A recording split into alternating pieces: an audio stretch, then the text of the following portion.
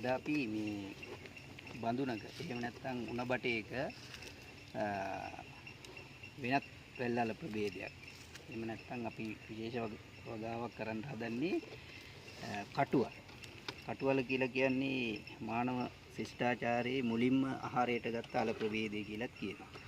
කටුවලයක් අපිට ටිකක් පොළොවේ ඉඳගත්තාම හදාගන්න ටිකක් අමාරුයි, අඩි 4-5ක් යටට යනවා. ඒ හින්දා අපි පොඩි ක්‍රමයක් පාවිච්චි කරා මේ වගේ උණ වතුරු බටයක් අරන් ඒක පළලා මේ විදිහට සිදුරු කරගත්තා.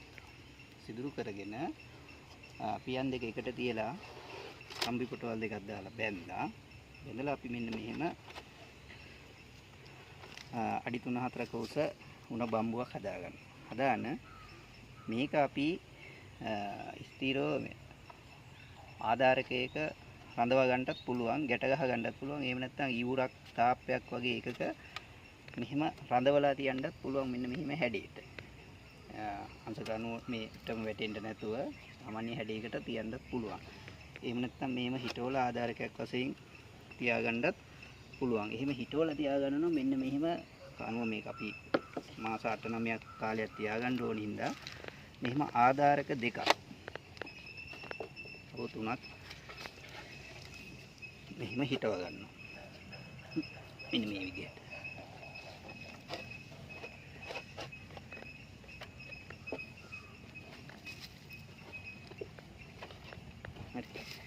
ඊට පස්සේ අපිට මේකට කම්බි පොටවල් දෙකක් හරි ලණු පොටවල් කීපයක් හරි දාලා බැඳගෙන මේකට අපි අර හොඳට දි รา පත් වුණු කොළරොඩු කොම්පෝස්ට් මේ බඳුනට පුරව ගන්නවා. ඊට පස්සේ අපි මේක උඩ ආධාරයකටත් හොඳට හිර වෙන්න බැඳලා මේ රිට තමයි අපි වැල යාන් වෙන ආධාරකය වශයෙන් පාවිච්චි කරන්නේ. අපි දැන් මේකට කොම්පෝස්ට් පුරවමු. එන්නේ දි รา පත් වුණු කොළරොඩු මේ තියෙන්නේ.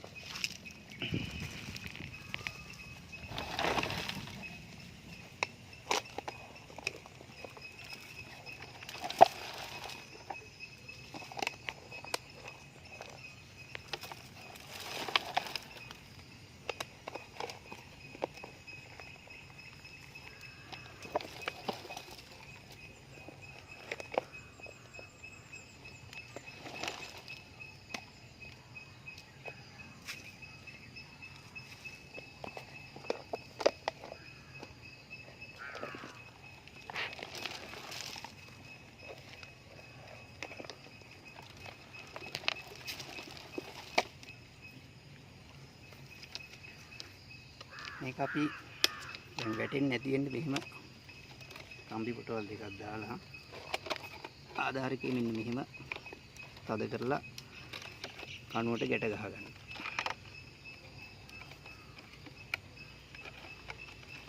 ඒකට යහම යන්නේ. ඊට පස්සේ බය නැතුව කොම්පෝස්ට් එක අපි මේකෙන් හතර පුරවමු.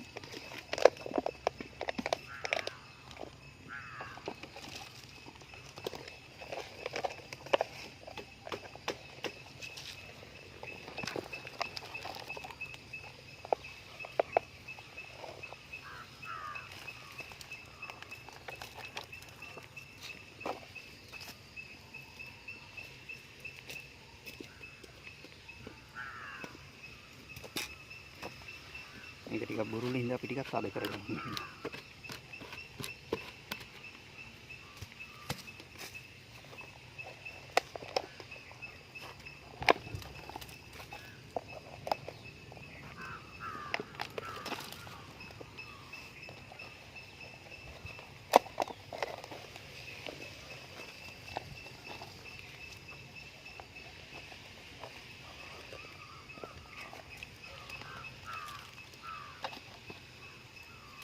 මොකද මේක අපිට නැවත කොම්පෝස්ට් එකතු කරන්න අපහසුයි ස්ථිරවම හදලා තියෙන නිසා. ඊට පස්සේ අපි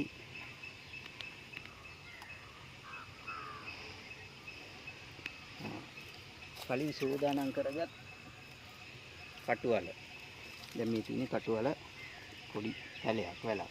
අපිට පේනවා ඇති මේ චූටි අලයක් ඇවිල්ලා තියෙනවා සෙව්. මේ භාජනයක හැදුවේ අපි මේක මේ අල කටුවල වැල මේ බඳුන මත ඔහොම ස්ථිරව අපි තැම්පත් කරනවා.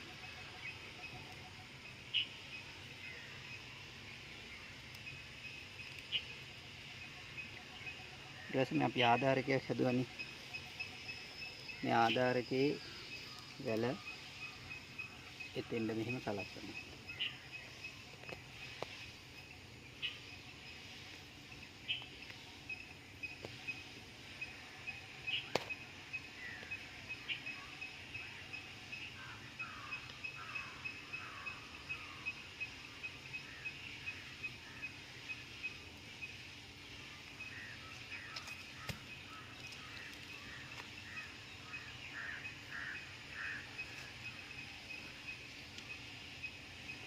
දැන් මේකට අපිට විටින් විට පොහොර එකතු කරන්න ආය අමාරුයි.